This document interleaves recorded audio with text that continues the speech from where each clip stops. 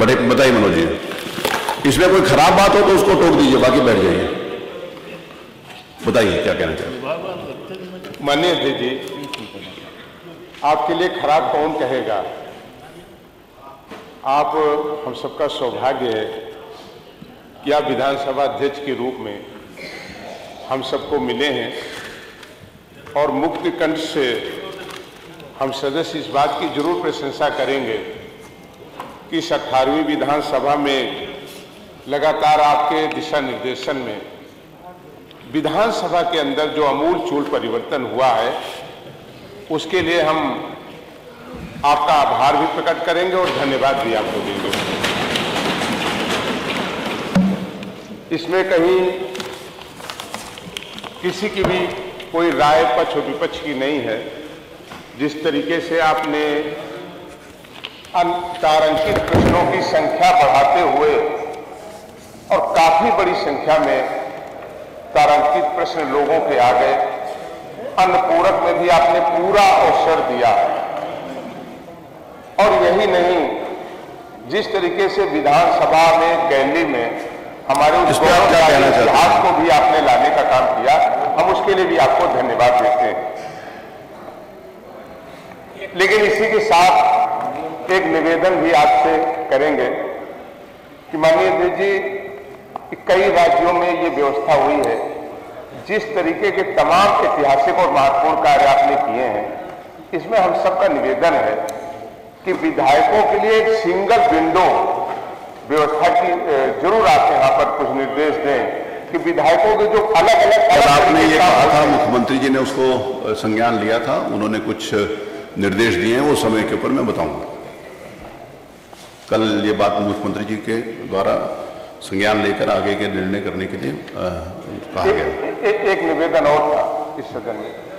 माननीय अध्यक्ष जी, मीडिया की स्वतंत्रता है और हम स्वतंत्रता के पक्षधर हैं।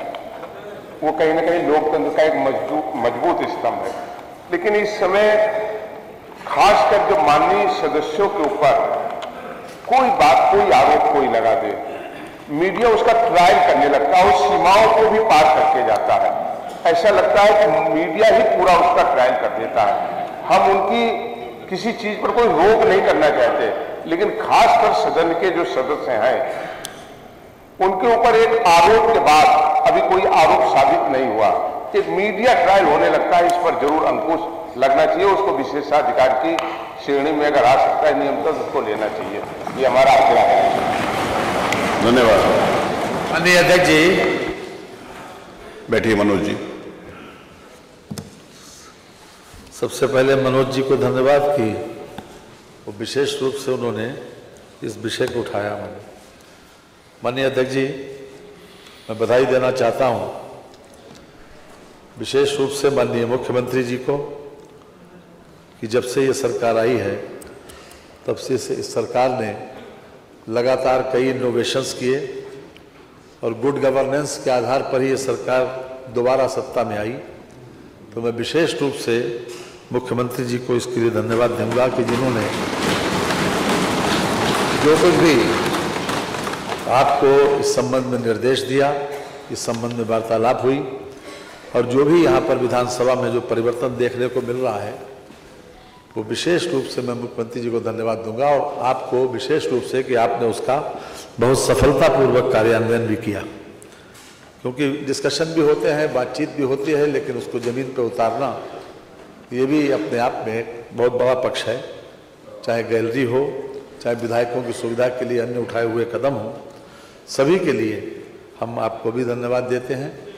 और हम ज़रूर चाहेंगे कि जिस प्रकार से सदन का माहौल बना हुआ है उसी प्रकार से बना रहे। हम आपकी सकारात्मक आलोचना को स्वीकार करेंगे, पॉजिटिव क्रिटिसिज्म हो।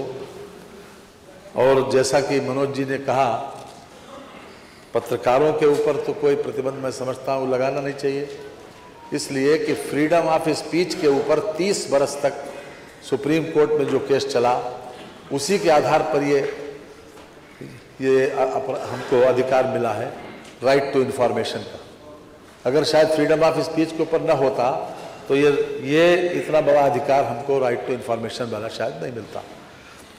तो इसलिए मैं इस बात से सहमत नहीं हूँ, क्योंकि मीडिया का रोल अपने आप में बहुत इम्पॉर्टेंट है और किसी भी तरीके का अगर मैसेज जाता है तो मैं समझता हूँ कि ये हमारे लिए न तो विधायिका के लिए उपयुक्त होगा और न ही किसी प्रकार से वैसे उपयुक्त होगा।